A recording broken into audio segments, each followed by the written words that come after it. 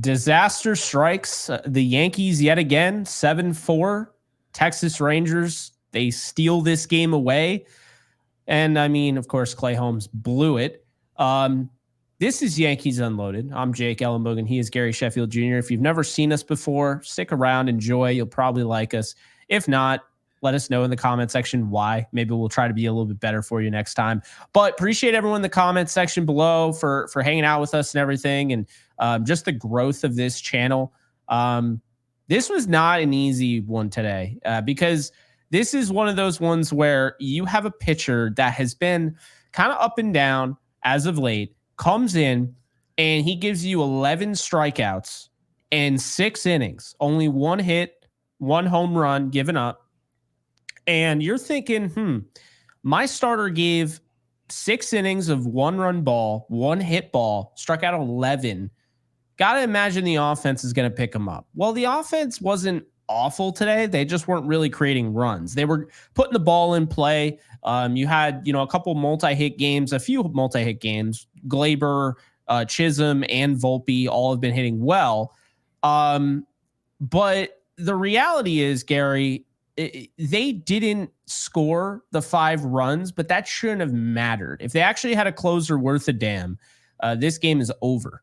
And, remember, I always say, you're only as good as your closer. I did also defend Clay Holmes last night, or the prospect of him, and said, with you, we both talked about it. Like, he's going to lose games and the Yankees can still win the World Series. I'm going to go back on my statement. I don't think the Yankees can win a World Series the way he's pitching right now. I think it's truthfully that bad. And this is the main part. We wanted to hit on this so badly, Gary. We actually moved around the entire show. The new member section, we'll be shouting out our new member. We'll be giving the shout outs to the field level. We'll be doing mailbag in the middle of the show. We have to talk about Clay Holmes because that was a disaster. Yeah, that whole performance, whether it be management or pitching at the end of the game, really was just felt like it just gave me diarrhea. I don't know if it was the spicy chicken sandwich I got from Popeyes for dinner or if it was Clay Holmes or Boone or all of the above. It was just such a predictable outcome that I believe a lot of our audience that we've built from the ground up these last couple months, I think they've come to expect this. This is the expectation. And I think the only hope going into the 9th inning there was that the Yankees, who tacked on 2 runs in the 7th inning, they were big runs. We were all hoping that we'd be up 4 or 5 going into the 9th. That was actually why I put such an emphasis on what we were doing offensively today. I thought we were actually really good. But when you leg out ground balls, right, the way you saw Jazz Chisholm leg out, and then it's capitalized on with an Anthony Volpe single, he was really good tonight. And you're looking at it and thinking, okay, our offense came up with runners in scoring position. They cashed in with the big hit. How much do those moments really matter when you have, and Jake, I said this just before we went live, that you have somebody at the end of the game that you like to call your closer the ultimate fireman. He's going to show up and put out the fire. He's going to be a problem solver. Clay Holmes is an arsonist. And really, Aaron Boone is just an enabler to the entire situation. You have him on Sports Illustrated, to an article I actually have pulled up right in front of me, to which he says, despite an MLB leading 10th blown save, Aaron Boone says he's committed to keeping Clay Holmes at the closer's role for the rest of the season. Brian Hoke says, Clay's the guy. It's almost like this is politician work. Like he's trying to sell me on something that he knows we're not sold on. So where I'm at with this is that this is a problem. Clay Holmes is a problem, but there are other issues with this Yankees organization, and it is who's allowing this to occur. Because I'll tell you this, yes, you can absolutely argue nowhere on this roster they're a real definitive closer. I would argue it, that you can mention anybody that we have in our bullpen. You can mention Luis Heel, who people have said maybe you can move him to the bullpen. Clark Schmidt, maybe you can move him to the pen.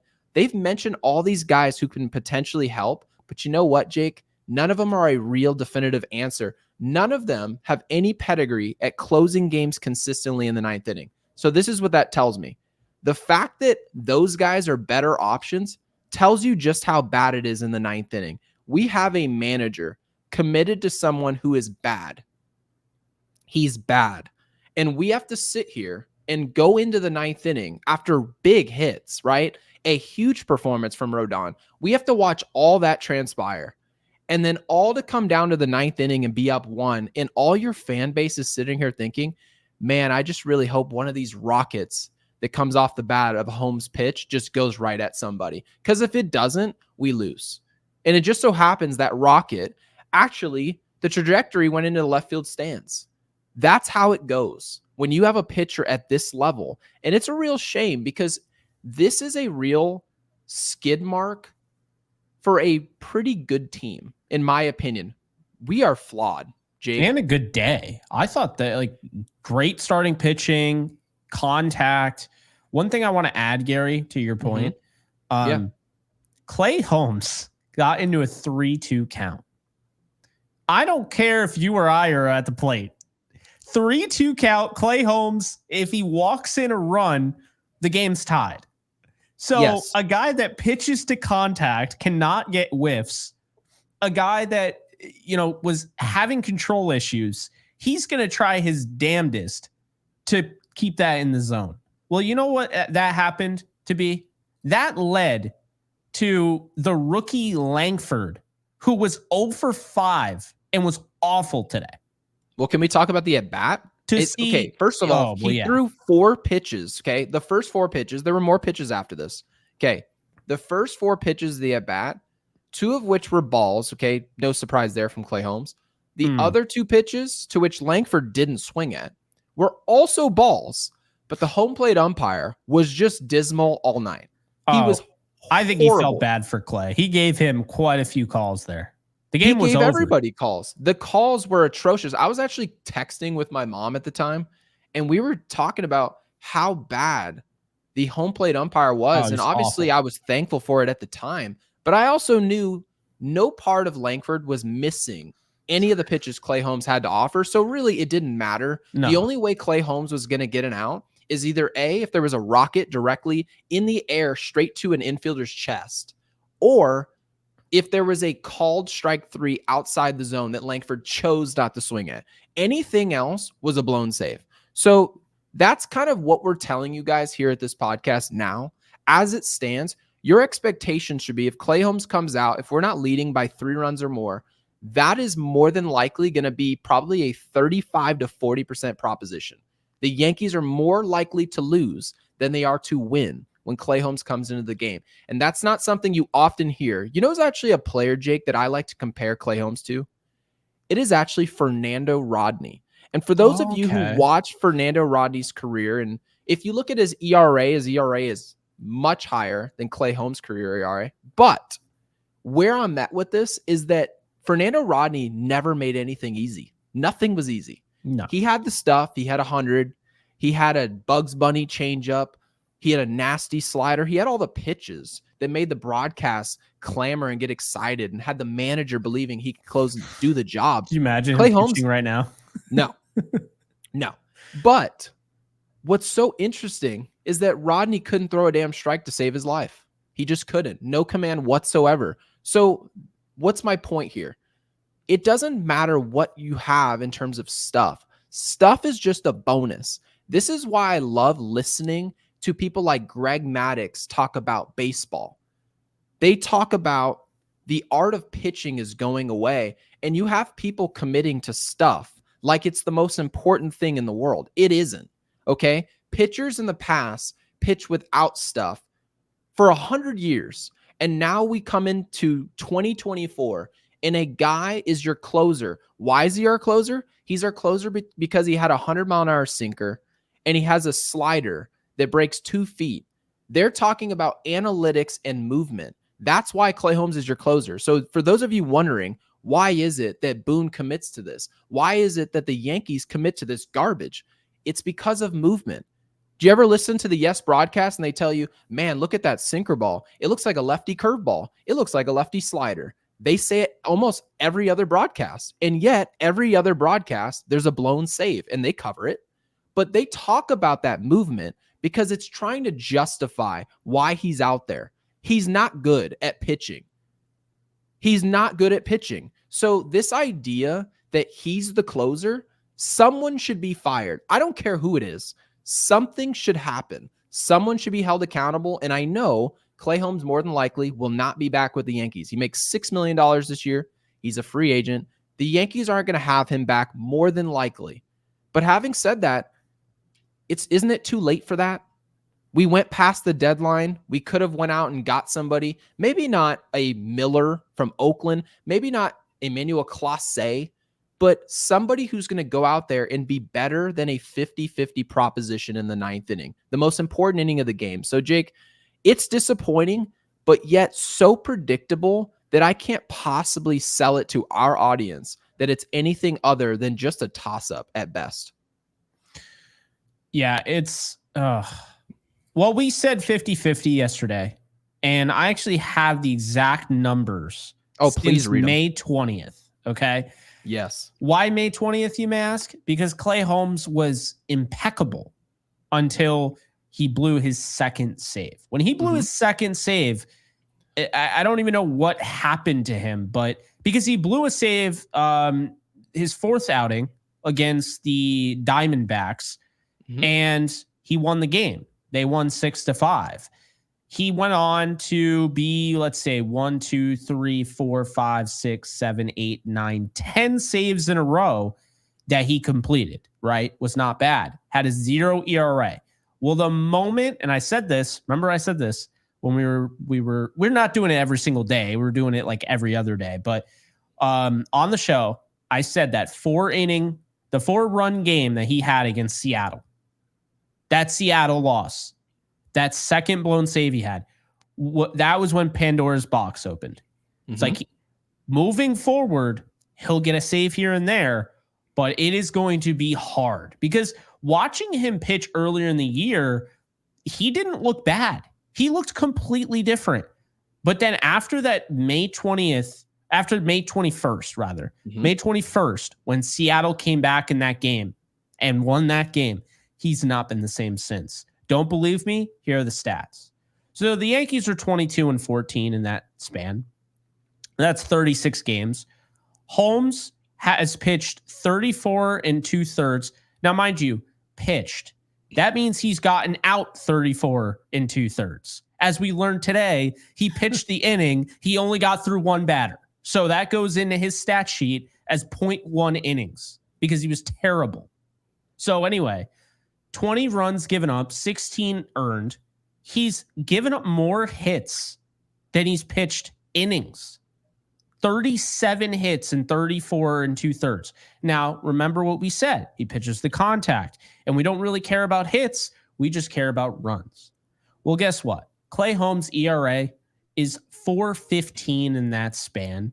The batting average against him is 270. Batted balls in play, 350 batting average. So what am I getting at here?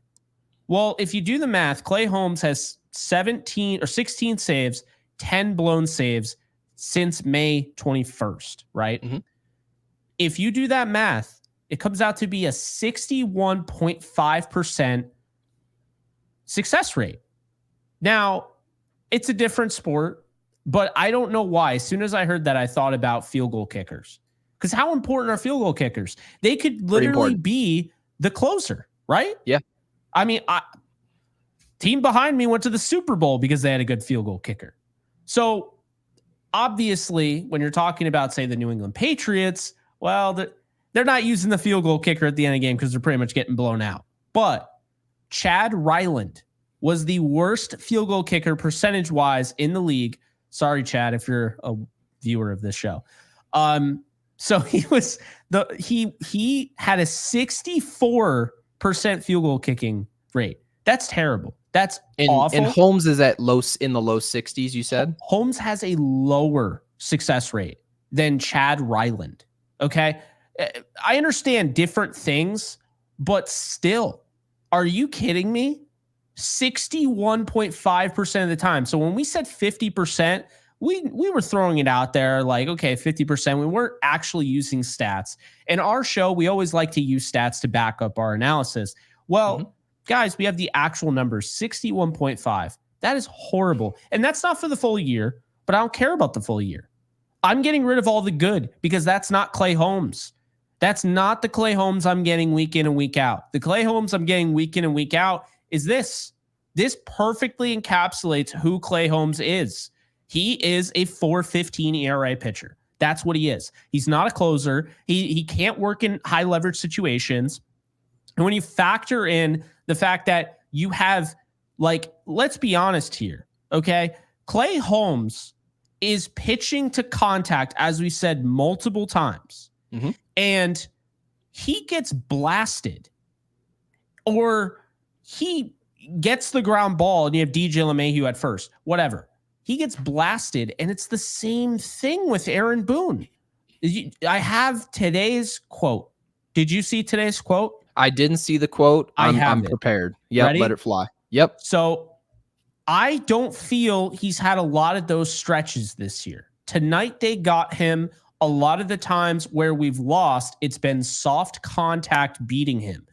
Well, that's absolutely not true, because what you're saying in saying that he only essentially more often than not, it's soft contact. And regardless, who gives a rip? I don't. I care about the end result. But let's just, humor him for a second. If that's true, was that home run soft contact? No. So that's what he's saying. He's saying they finally got him. So really what he's saying, he's treating this like one of his first real blown saves because of his hard contact, as opposed to the weak contact. That's of course it is. Job. But really what it reminds me of? It reminds me a lot of the 01 World Series. Mariano Rivera gave up some of the softest contact you've ever seen. Now, there was a big situation actually before Luis Gonzalez. Before Luis Gonzalez's walk-off, Tony Womack ripped a double down the right field line to tie the game, for those of you who forgot. Okay? So, mind you, a very hard-hit ball. But guess what, guys? When Mariano Rivera talks about that game, he says, I blew the game. And that happens. I completely blew the game, and I wish I'd done a better job. He was accountable to the situation. He didn't talk about, I made a really good pitch, and I felt I did my job. Have you ever heard Mariano Rivera say that? You haven't. And I don't need to look that up. I've seen him talk about it. So that's my point here. Aaron Boone defends his decision to leave Clay Holmes at the closer role because he says, yes, we might be losing games, but he's getting weak contact, which the numbers in Baseball Savant suggest that that's true. But guess what, Jake? His job's not to give up weak contact. It doesn't say weak contact pitcher at the end of the game. It says closing pitcher. Closing means ending the game. If the game ends with us losing, you're not a closer. You are a weak contact getter loser. This is why when you talked about earlier, when you mentioned diarrhea, you really don't mince words. When you talked about that, you're like, I don't know, Clay Holmes, the manager, the GM, whatever. Mm-hmm. This is why everyone deserves blame. Clay Holmes is not executing the game plan. The game plan also sucks. It sucks. I mean, it is a terrible. So your entire point is to pitch to contact.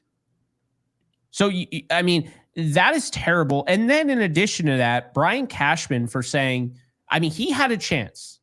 And we had smoke blown up our ass for days about how, they're interested in this guy and interested in this guy and interested in this guy. The reality is he stood on his business and he said, we like Clay. Clay's our guy. We trust Clay, to that effect. And I was not looking for a closer at the deadline. I never would have said that, Gary. Never would have said that. When you say that now, whether you meant it to be, we love Clay, we're going to bring back Clay at the end of the year, Clay is my favorite pitcher, it doesn't matter because now you have to live with it. It is September, and I understand it's early September, but it's September. This is the last month of regular season baseball, and the Yankees truthfully need to look themselves in the mirror and be like, we fucked this whole thing up. Totally. Yeah. Can I ask you a question? Messed it up. What's that? So here's where I'm at with Clay Holmes, because I understand there are going to be a large portion of our listeners who are very angry at what happened. And then there's going to be another part of our audience that said, well, this is what I expected. So I don't know why everybody's up in arms now. I've been complaining about this since May. I've been complaining about it since last year. And that's all valid. I think both sides are completely valid here. But here's my question.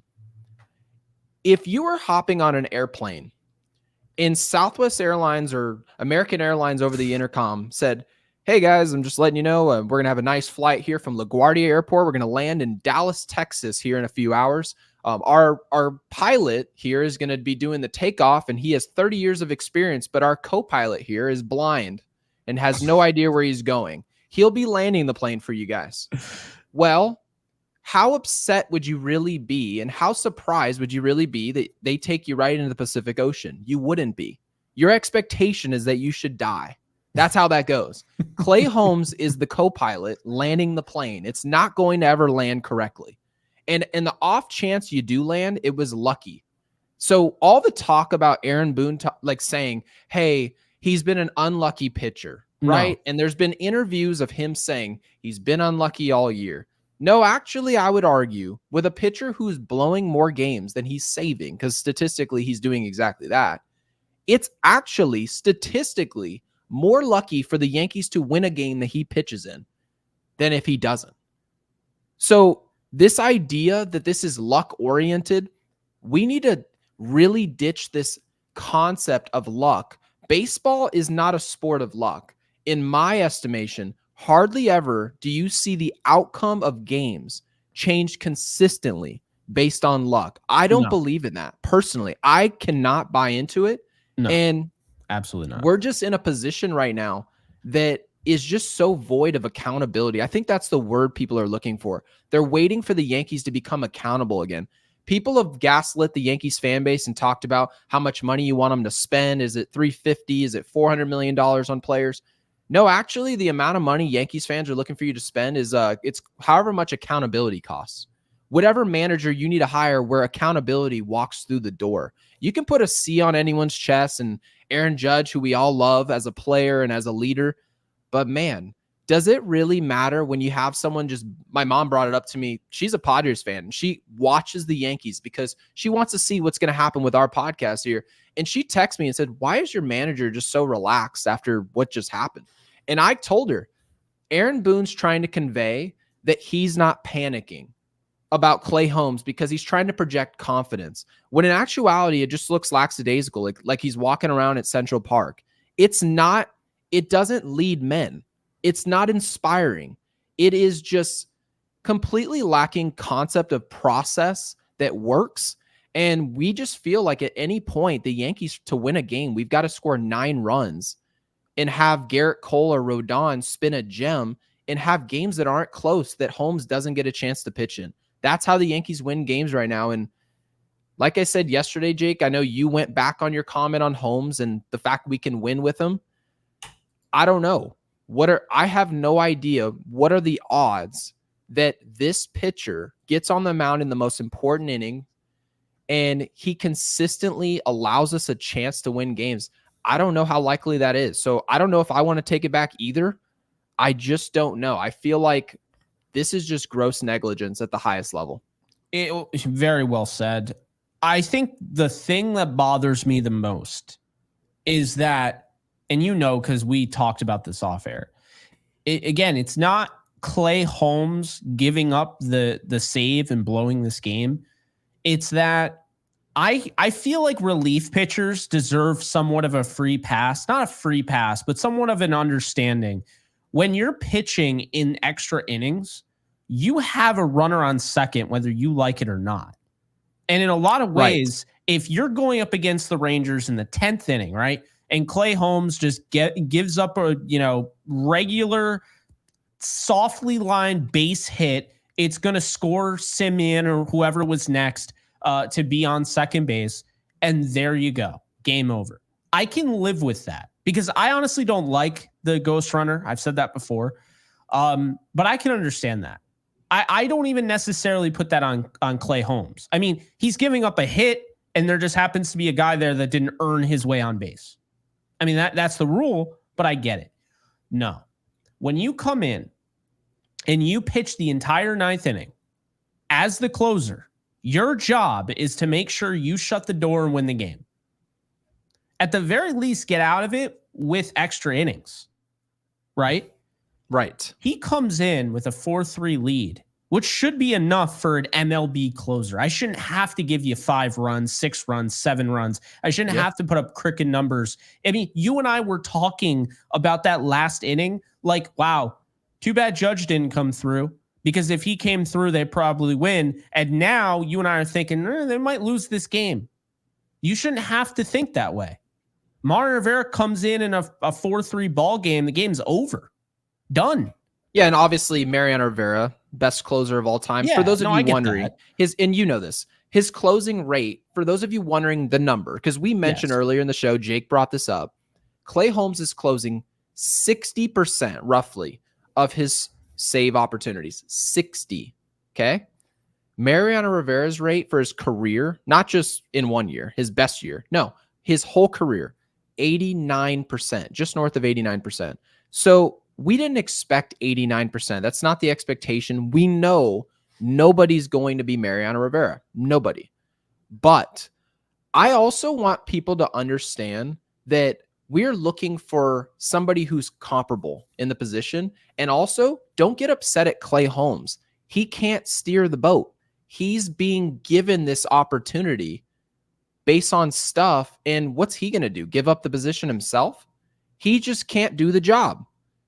It's somebody else's fault who's putting him in position to fail consistently. Well, I mean, I still get mad at Clay Holmes, but I know what you're saying though. But the only player I get mad at, the only player, and I know we all get mad at players and it feels like it happens all the time. There's only one player that bothers me, and it's not necessarily right now, but it's been majority of the year, and that is Alex Verdugo. And you know why? It's because of effort and not performance. I don't get mad at baseball players for poor performance. If you don't do the job well, I need to look at the boss and say, well, who put him in position to do this?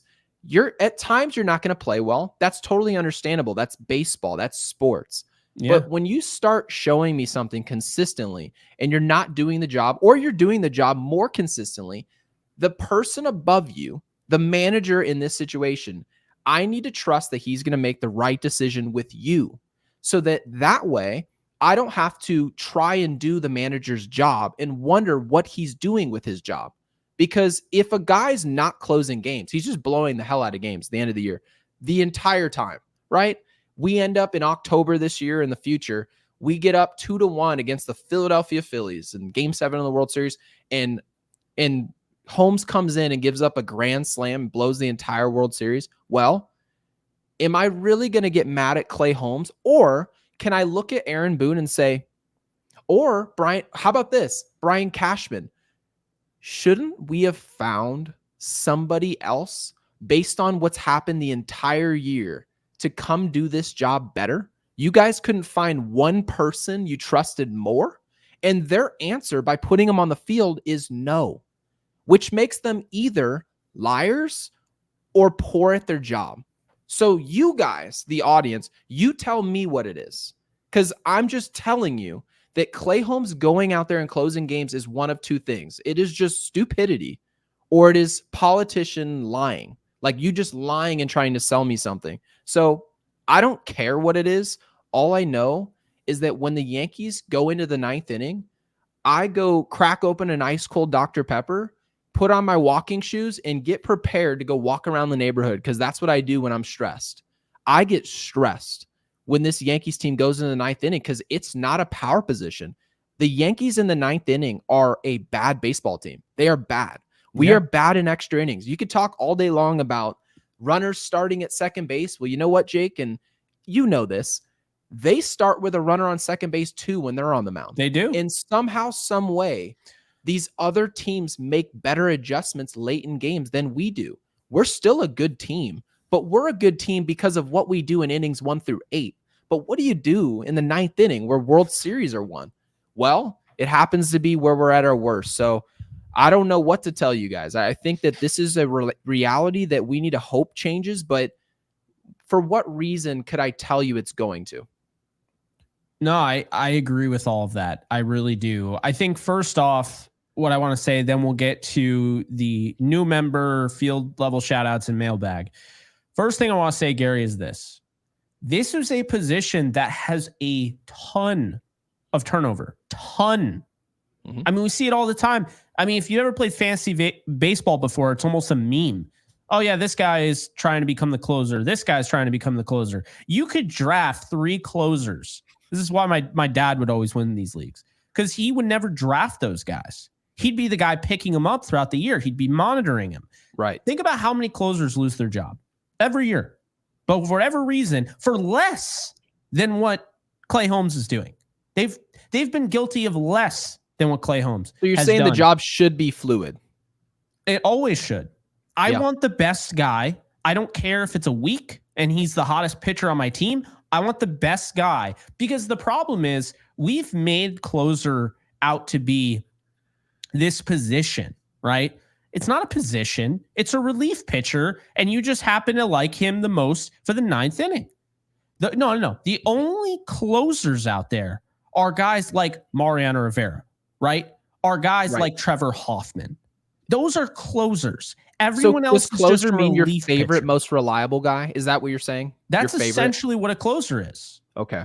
So what is that? To me, that's a direct reflection on Aaron Boone and Brian Cashman. If they truly think that they trust him more than anybody else in the pen, then one, that's an abject failure on your part, that you have not accumulated enough in your bullpen.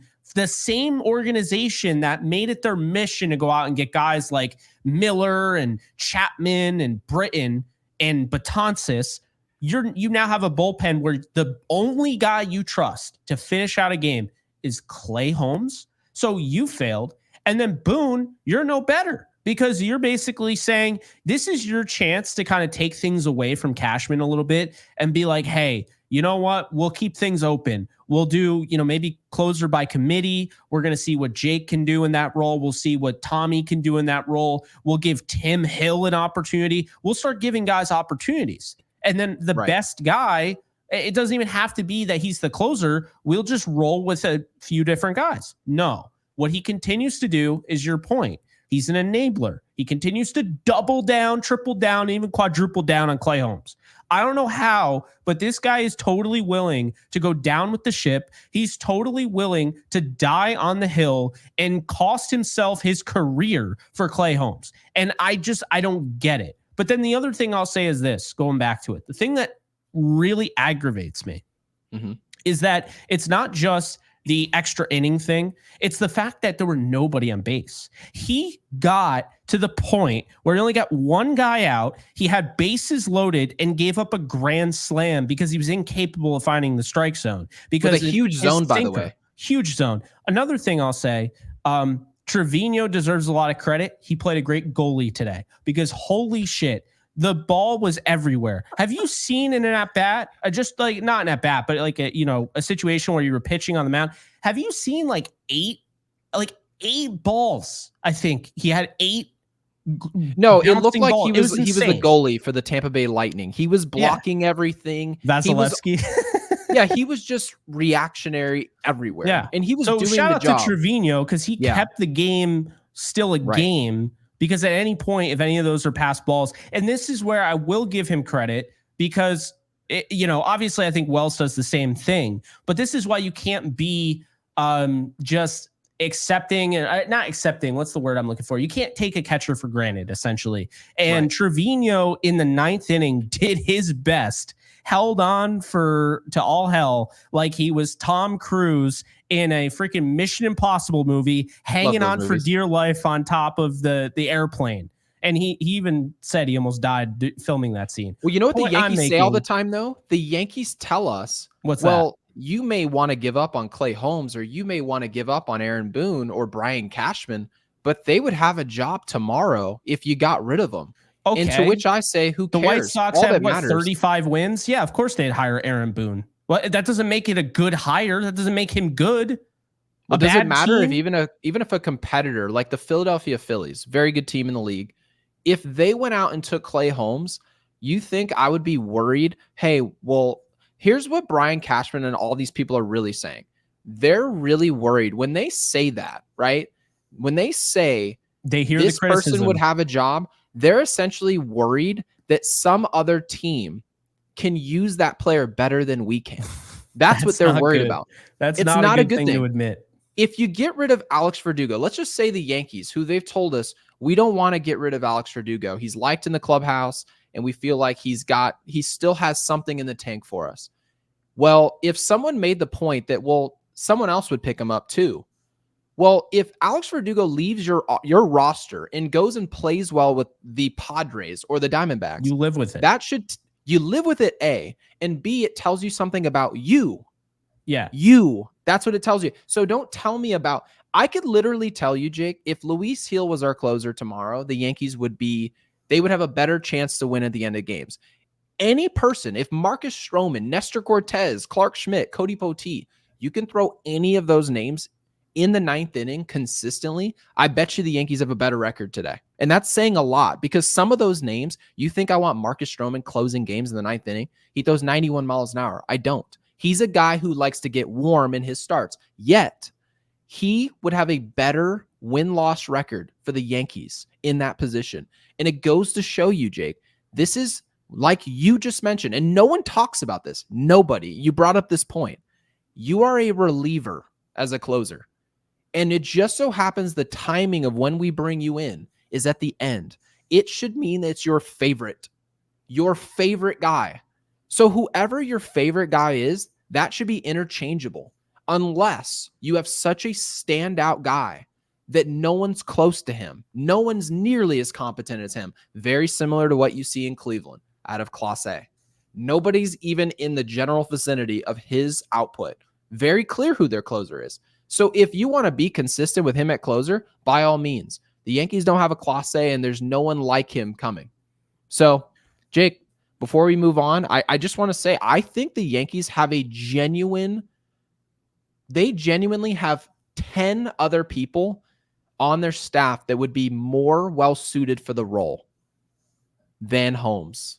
I really believe that. And it's saying a lot. I know it sounds egregious. How many competitors in Major League Baseball, how many good teams can you say that they have 10 people that could pitch better than their closer in that role? There's probably not even one. We are one of those teams. We cannot get an out in the ninth inning. We just cannot. Yeah, no, it's not good. And I mean, this is a guy that he isn't great in high leverage situations. I mean, that's the thing. If you're not good in high leverage, but you have good stuff, there's still something you can work. I mean, if he came in the fifth inning, he might actually be decent. He might, right? Like when they were doing that with Tonkin, he might actually be decent. Because if we looked at Clay Holmes for what he truly is, right? What he truly is a reliever with some talent. He's got some great stuff, but he has no control. And he pitches to contact, which puts him in a bad situation against the heart of the order in the ninth inning and with runners in scoring position. That's the issue. When you look at his high leverage stats, Clay Holmes is giving up a 281 batting average. Okay. So he's not great. 368 with balls in play. Now, medium leverage situations, which he's had 33 of those, 39 of them have been high leverage, 31 have been considered low leverage.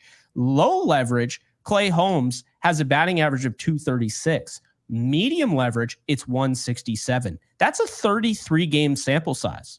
What was the batting average with balls in play? Balls in play was 368 high leverage, 200 in medium leverage, and 333 in low leverage. So he needs something in the middle. So if you made him a setup man or a seventh inning guy or sixth inning guy, I actually think Clay Holmes, you have something the rest of the year, but you would have to make that decision now. Boone doesn't have the kahunas to do that, clearly. And so, you know, that's all she wrote there. But I think they've messed this thing up. I already dropped one F-bomb. I can't drop too many, but yeah, let's move on to mailbag before we talk for 4 hours on Clay Holmes, because Clay Holmes very clearly he's not a good pitcher. He can't lose the job. He's unfireable. And we're just waiting for his contract to expire. And you just have to hope for whatever reason it doesn't kill this team.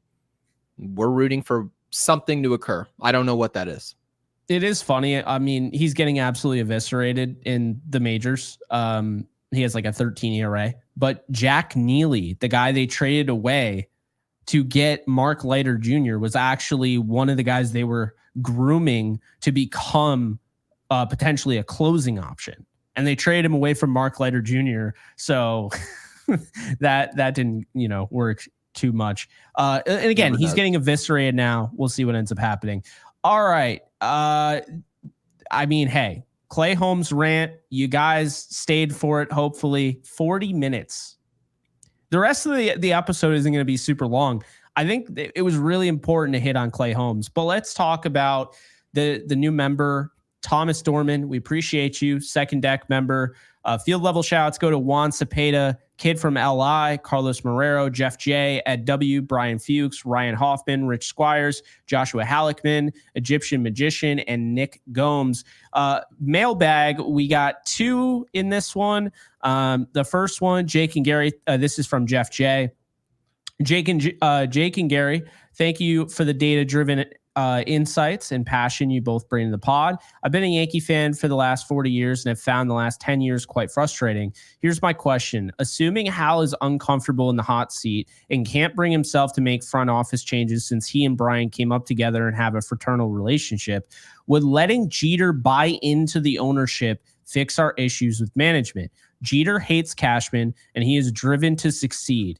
Make him president of baseball operations. Let him bring back Mattingly and the core four to visible positions in the coaching and special assistant roles and manage the team differently. Cheers, Jeff J. I actually love this idea. I don't think it is over the top because I think, we all love the idea of seeing Jeter and the core four and everybody, but I think he has a legitimate argument here. I think Jeter should be brought in as somebody, there has to be more accountability. Talking about Aaron Boone and just like, I love Aaron Judge, but just listen to Aaron Judge, like when Clay Holmes, blows a game, it's like, oh, Clay, that's the guy, I never want anybody else. I feel like they need some accountability, and I feel like Jeter would bring that back to the organization. Mm-hmm. You would have to be understanding when you make Jeter president of baseball operations, you are moving on from Cashman. And I think that's something I would do tomorrow.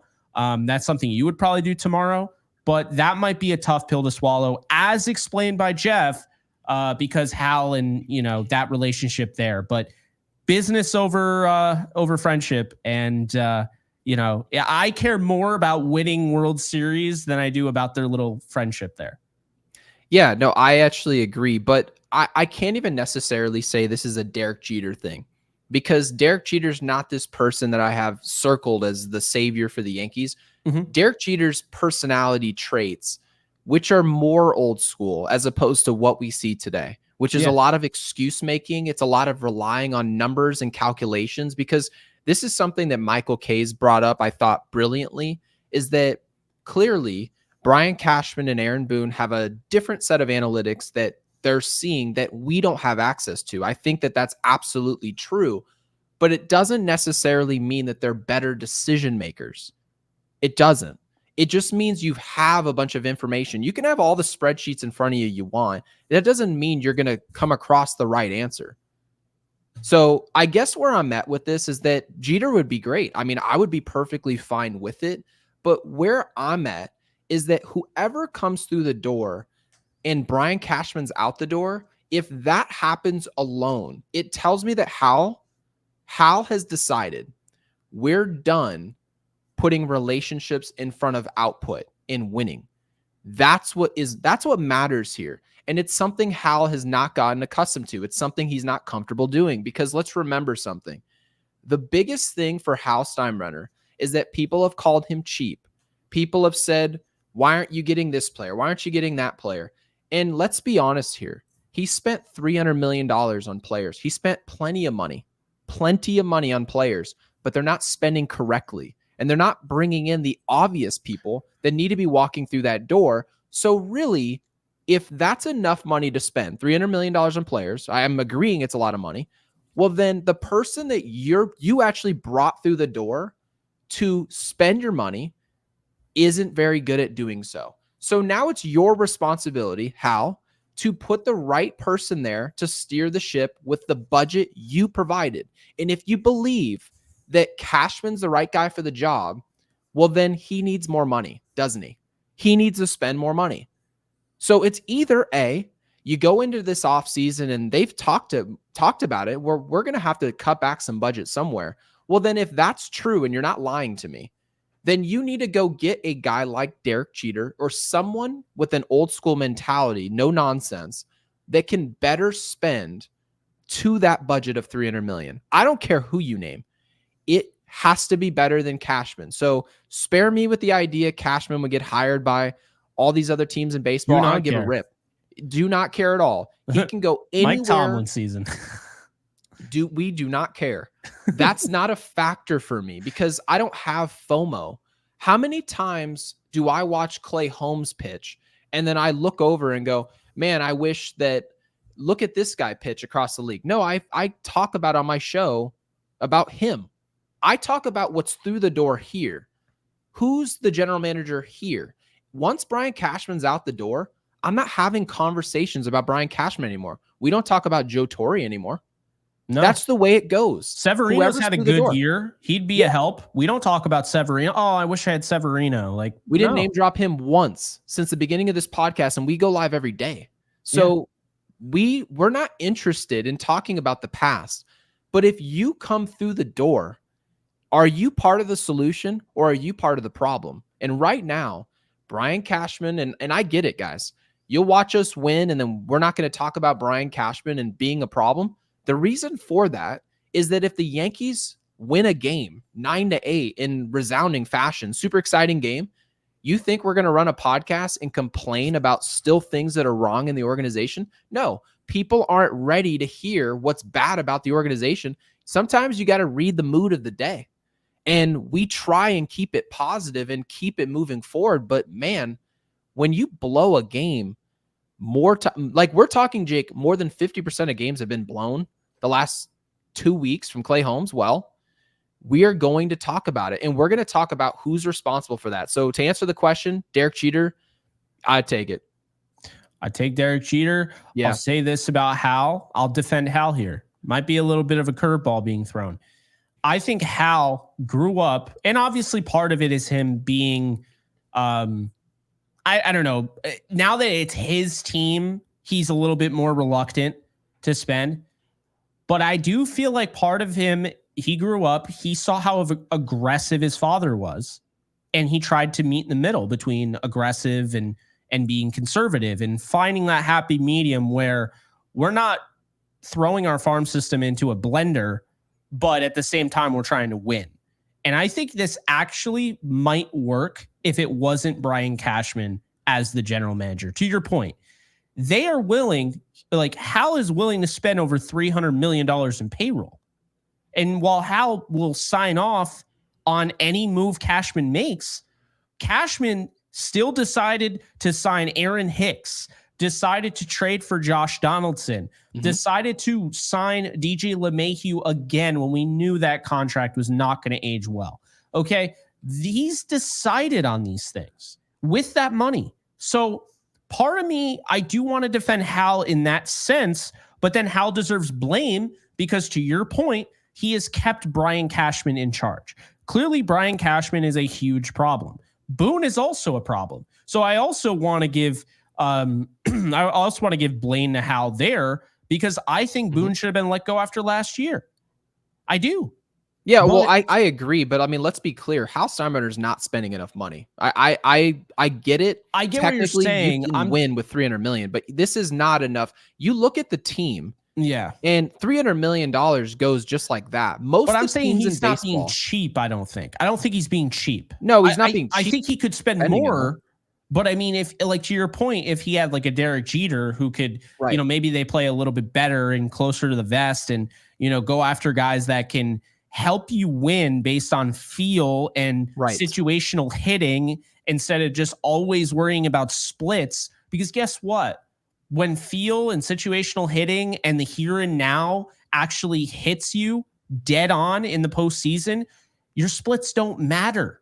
Because at Right. the end of the day, you're a human being. You could get up there. All splits are telling you, all analytics are telling you is that more often than not, this happens. That's all it's telling you. It doesn't tell you what's going to happen right then and there. You have to understand that. And so I think, having a guy like Jeter, I think A-Rod could be thrown in that hat too. I think he's a great baseball mind. There are a lot of guys out there, right? I think Girardi would be good because Girardi has a feel, old school feel. But I just don't, I really, to wrap this up in a bow, I think Hal's done an okay job. I actually kind of like the sentiment of, okay, we don't want to, and I'm not saying he's ever said this, but we don't want to go crazy like George almost traded the core four. George almost sent Mariano Rivera and Derek Jeter away for like nothing, right? Because he wanted the guy now.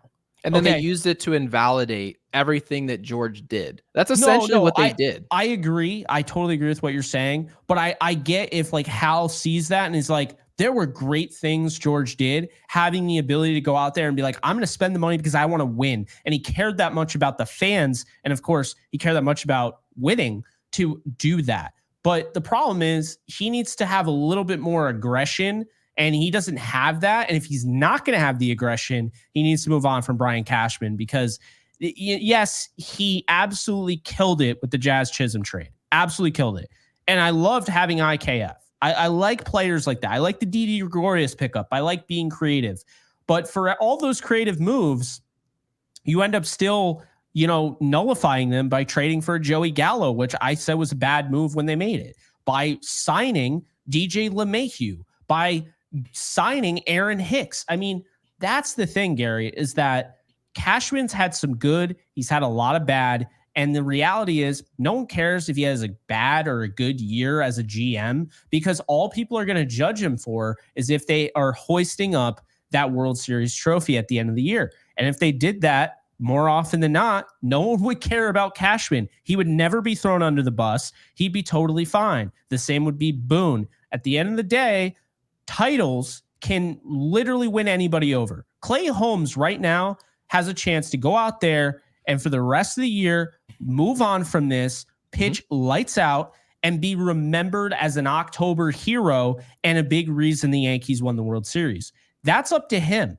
but he has a chance to do that because he's still our closer. But anyway, point I'm making is that these guys have not won a World Series in 15 years. So as far as I'm concerned, nothing should be off the table. And I liked this this question. But then we had another question from Wolf Rockin 74. Okay, I'm not feeling very good going into the postseason with this rotation. I think they're a little tired at this point, except for maybe Cole, of course. So that's making me nervous. But my question is this. Do you guys think that Rizzo can keep up this amazing play? Or do you think it's just being all jazzed up from coming back from the injury? Also, what you guys were talking about not being able to give Soto a day off at the moment? Well, we could have if Cashman would have called up Dominguez. It's just ridiculous. Thank you, gentlemen. Much appreciated. So, Gary, I think Rizzo is going to kind of revert back to, an average player, and that's totally fine. I don't expect him to continue being amazing.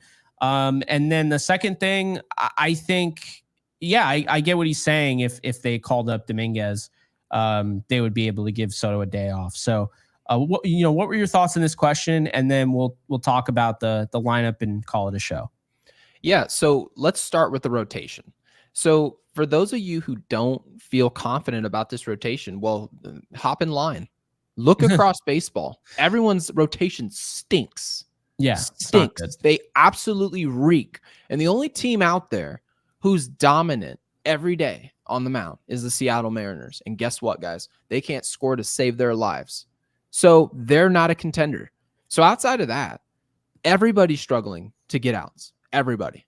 And the Yankees Whether or not you were satisfied with what they did at the deadline, we said they needed a couple arms. They didn't do that, right? But based on what they've done, let's be clear about their roster. If you look at their depth chart, Garrett Cole, Heel, Rodon, Stroman, Cortez, Schmidt, Poteet, at one point in the season, we had a conversation of whether or not we had a surplus. You know why? Because Rodon was pitching really well. Luis Heel, some people were arguing with us that he should have started the All-Star game. He had an actual claim there. Marcus Stroman has been a roller coaster this season, but his overall numbers, when you actually lift up the hood, look at his stats, he's been highly serviceable. Given his career numbers, he's been good. Okay. Nestor Cortez, at one point in the beginning of the year, Nestor was really good. Middle of the year, we were talking about moving on, and then Nestor Cortez the last couple weeks has been good again, right at that innings limit that we talked about. We've all been clamoring about Schmidt and Poteet returning. So I guess where I'm at is that the Yankees have 3 or 4 guys that technically are about as reliable as the other contenders' top 4 guys are. And it's going to come down to who scores in October. How do you score? What's the style that you score in? Can you go steal a base when you have to? Can you hit a ground ball and move a runner over? Hit a sac fly when you really need to, when you're not hitting homers? And the Yankees went out and got a player like Jazz Chisholm to accommodate for them being redundant in the lineup. It helped bringing speed and athleticism. So that's part of the reason. So I understand you not feeling confident about a rotation. Nobody feels confident about the rotation. And then to move on with Rizzo, no, he's not going to maintain this output that you saw. There's probably a really high outside chance that happens. But as far as Anthony Rizzo, and as far as I'm concerned, he essentially just needs to be better than what you saw at a DJ LeMahieu at first base today. Not hard. Field the ground balls right at you, routine plays, toss the ball over to the pitcher covering first base, and then hit 235, take your walks, and go sit in the dugout and be a good teammate. That's it. Because guess what? All those things I just listed to you, DJ LeMahieu fails at that. Ben Rice fails at that. That's what you need to be. You need to be league average or something just below that. No other player in the Yankees' entire system is anywhere close to league average at first base. That's his job. So that's what I'm looking for Rizzo to give us long term. And if he does it, at the very least, we don't have to look at first base as a huge weak spot for this team. And then the last thing, what else we got? We got Soto. This idea of a day off. He's supposed to be getting paid north of $600 million this offseason. The reason for that is because players like him, players like Aaron Judge, the Bryce Harpers, the Shohei Ohtanis, those players, when you look at their overall numbers and you see that Ohtani's going to break 50 stolen bases and 50 homers more than likely this year, they do that by playing every single day. Yes, they get days off, but I promise you, as the Dodgers currently sit, which they're in a race to win the NL West, and the Padres and the D-backs are on their heels, those days off for Ohtani, I'm looking at my phone right now. It says it's September 3rd. They're not coming in September. That's not when those days off for Ohtani are going to be happening. They're going to happen in May, in July. Okay? So that's where we're at. You don't get a day off. If you need to rebound, well, then get a nicer mattress and go have a steak dinner and hang out with friends and family. That's your day off. That's your relaxation. Because as far as I'm concerned, you pay these guys the money you pay them because they can play every day and you're asking them to do that. Would you like to be able to give Juan Soto a day off? Yes. But you know what probably would have helped that? And then this is where this all goes full circle, Jake. If we had a closer that was worth 2 hoots, the Yankees would probably be up 5 or 6 games in the division. You think I'm losing sleep if Juan Soto gets a day off tomorrow? In that case, I'm not. But guess what, guys? You make your bed, and now we're sitting a half game behind the Baltimore Orioles because we lost today and they won. Well, and they have another game against the White Sox, which they'll win. So you don't get to come into games in this situation and give your key contributors a day off. Hey, I'll see you tomorrow. No, absolutely not. The Yankees have a day off in a couple days. I believe the 6th of September or the 5th. No, you don't get a day off. That's your day off. And if you want a day off, well, then put other players in better positions so that this team can afford to take a Aaron Judge or Juan Soto off the field for a day. Another very well said point. Kind of piggybacking off of what you said, and we're not going to talk about it. I'm not giving Boone credit for the piggyback because we're not talking about this weekend against the Cubs. I'll mention it, but essentially what we were talking about yesterday with starters going with Heel and Schmidt, like Jack Curry said, Boone has actually decided that he is going to, on one of the days, whether it's Heel or Schmidt, he'll decide Nestor Cortez will piggyback. That is apparently the term. He'll come out of the bullpen and pitch the rest of the game. Love that, but I'm mad at Boone and the Yankees for losing this game, so I don't want to give it too much attention. So the last thing we're going to talk about, Gary, is this. Last thing. Totally scrap the rest of the show because most of the show has been Clay Holmes, and that is rightfully so. The last thing is the lineup, because I would say today was the closest thing that you're going to get to a punt lineup that they could even conjure, okay, without taking out Aaron Judge and Juan Soto. Trevino, totally understand why Trevino played. We talked about yesterday, miss me with the lefty-righty stuff. I don't care about that. Austin Wells was banged up. He was hit by a pitch, and he was sore today. So I thought for sure, yeah, okay, the lefty-righty thing definitely was going to play, but I was like, if Wells is not feeling well, I mean, don't play him. Totally understand that. So Trevino, totally understand why he's in the lineup. DJ LeMahieu, no idea. None. Because here's the deal. What it comes down to is this. Trevino and DJ are not your starters. You've already made that clear. Rizzo is your starter and Wells is your starter, right? So if Wells is out, you're already down a starter. It's like being down your left tackle, in an NFL game. And then you're like, well, that right tackle could use a day. And so you're just like, yeah, screw it. We'll put in the backup right tackle. Why the hell would you do that? The whole point of Trevino being in there is because the other guy is banged up. Okay, right. Rizzo is fine. Oh, we want to give him a day. All right, that's fine. He had plenty of days, but yeah, if you want to give him a day, I'll humor you for a second. You know what you do? You play Cabrera. Because DJ, I'm tired of sitting here and acting like just because he's good defensively at second and third base, he should be on this team.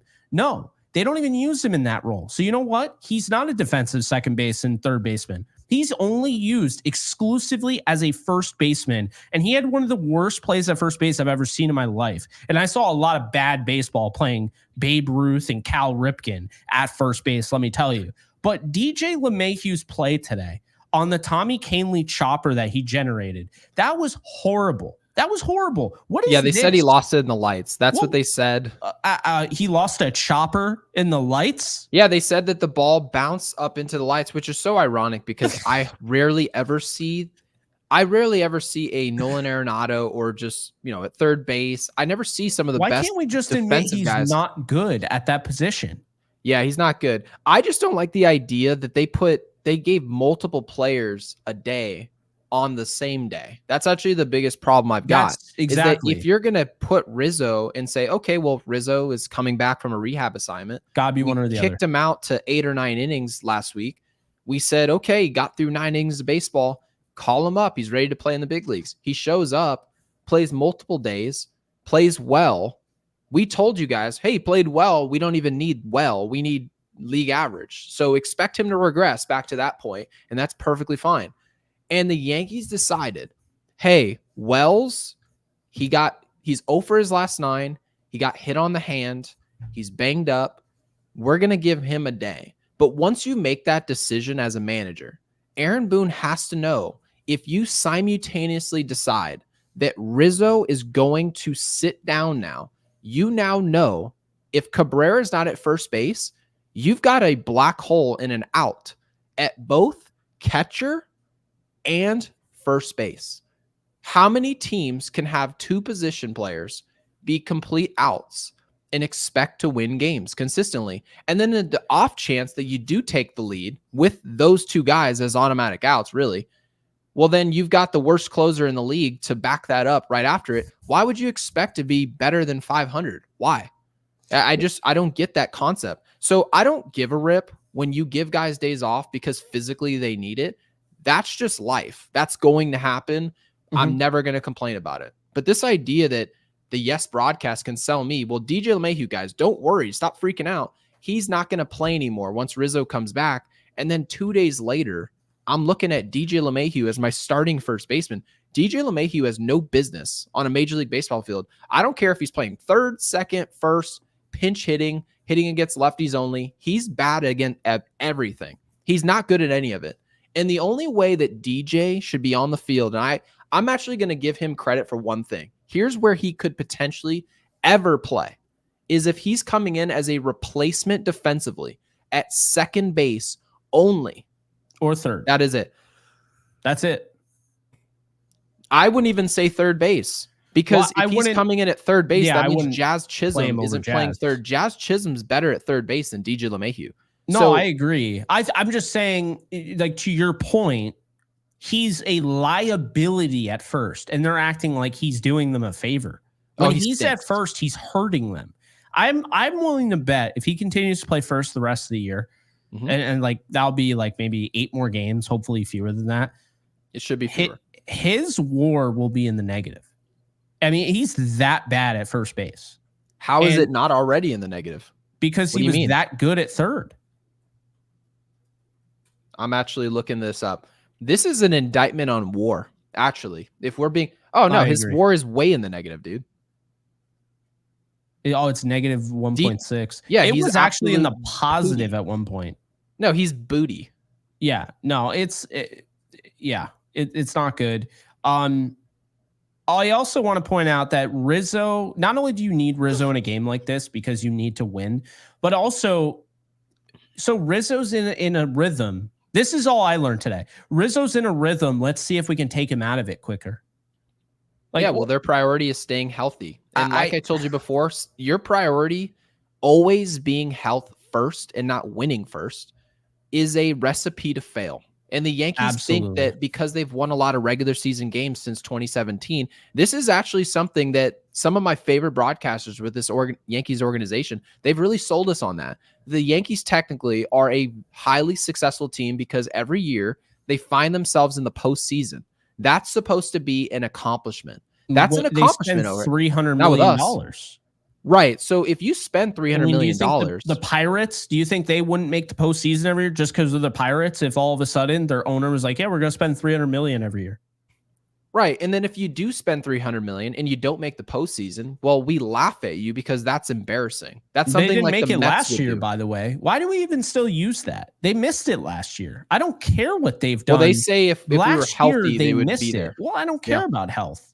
Everyone's I agree. hurt. Everybody's hurt. And by You're the right. way, and that actually kind of annoys me because what I'll say is this: the Braves, are they not going through the same thing the Yankees did last year? Yeah, Cunha goes out for the season. I would say worse because they got Judge back at one point, right? They got Judge back. They did get Judge back, but they got Judge back.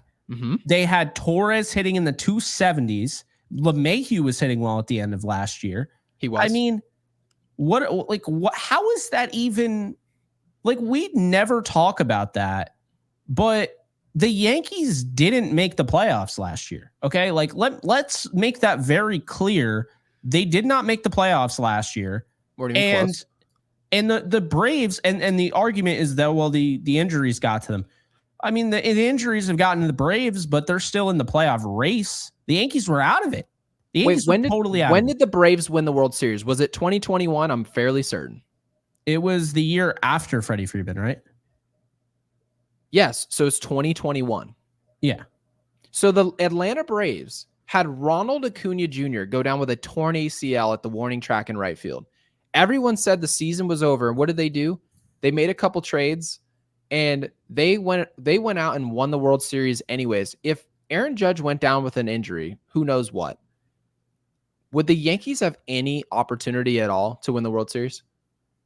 Yeah, I mean, that's the thing, Gary. I think say zero chance. We give them way too much of a pass. Maybe not us, but in general, like the Braves right now, their lineup consists of one guy hitting over 300. Okay.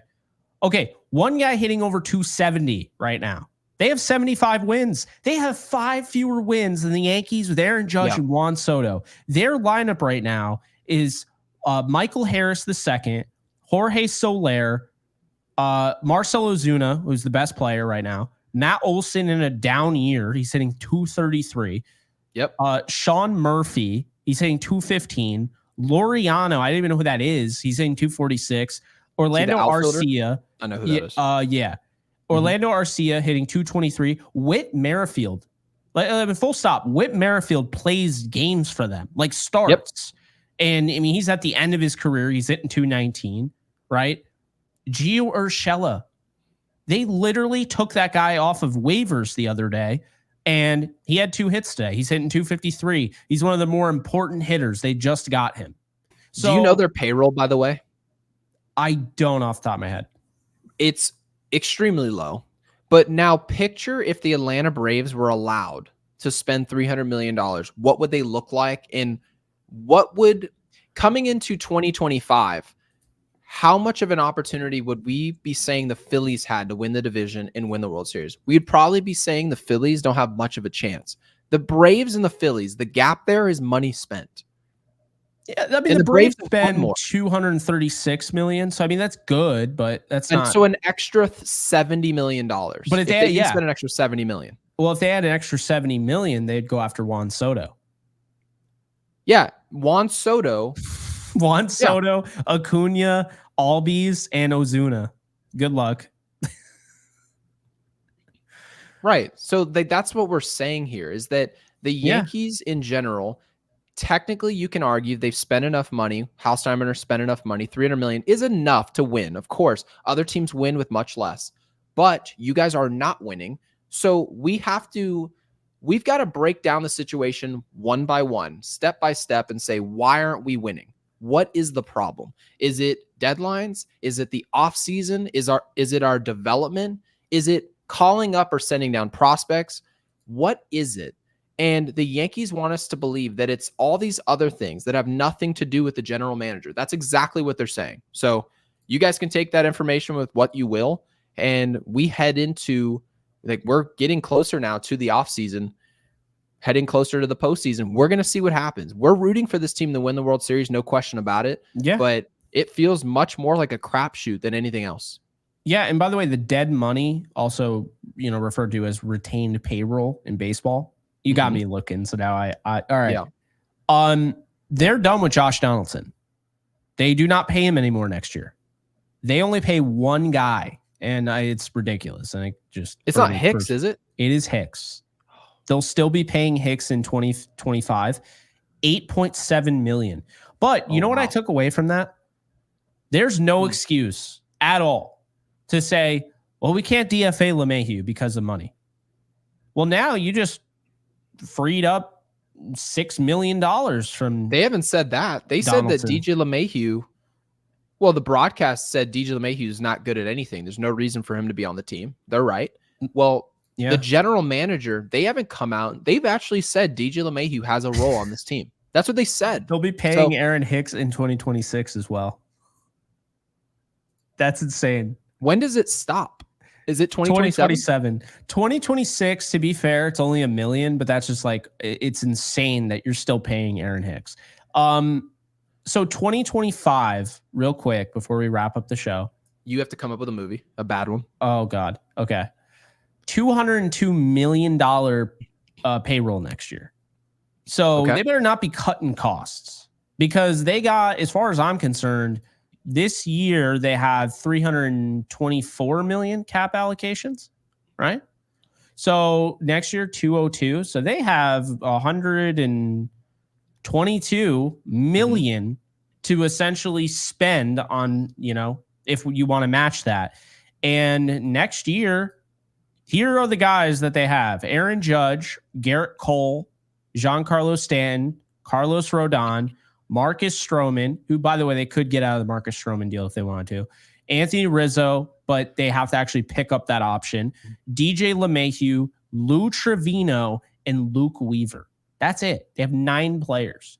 So this is an opportunity to just this was an opportunity to go all in this year, just win the World Series, bring back Juan Soto and kind of reshape your organization for the foreseeable future. Instead, the Yankees, they've talked about cutting costs, and it's frustrating. I don't want to get too much into it, but again, the point still stands. If the Braves, this is what I'll say to finish this at this point. Going back to the Pirates, right? These are teams that look at prospects like they're actual gold. These prospects are the lifeblood of these teams. How the hell do you think the Pirates are able to find guys like Paul Skeens? Okay. I mean, Reynolds, right? These are guys that they've developed, drafted. With the Yankees, prospects don't mean as much because they have an infinite supply of money.